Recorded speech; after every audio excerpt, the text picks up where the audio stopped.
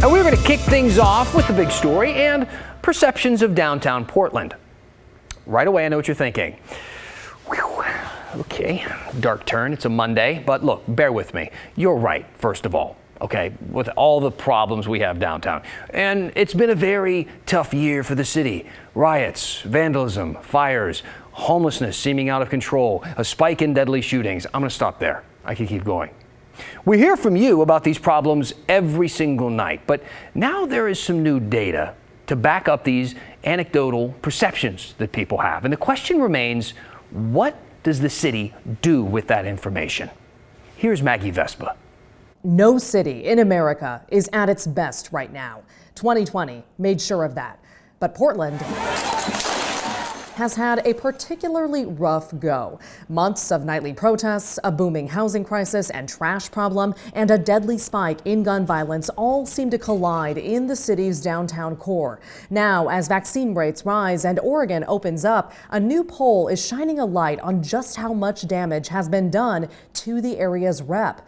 And before you ask, did these findings surprise you? The results were pretty much what you'd expect. Not necessarily a surprise. Jamie Goldberg is a business reporter with the Oregonian OregonLive. The paper commissioned this poll with the help of Portland-based DHM Research, who surveyed 600 people across the metro area, aka the people who pre-pandemic came downtown to work, go out to eat, and frankly, spend money on a regular basis. There's been polls around what business owners think about downtown. There's been polls around what tourists perceive of downtown. But we really wanted to look at what this meant for Portlanders and people in the metro region in general. When asked about safety, 42% of people polled said downtown was much less safe than it was a year ago. Another 21% said it was somewhat less safe. When asked about why people don't come downtown as often anymore, more than 60% listed a combination of protests, homeless camps, and general concerns about safety.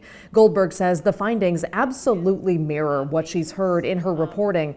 But there was some nuance. There are plenty of people and people that took this poll that don't think downtown is unsafe, that really think that the issues that may be facing downtown are mere issues throughout the country and aren't any different here in Portland. Some business owners don't care about that distinction. I'm not pleased at all, nor are my colleagues.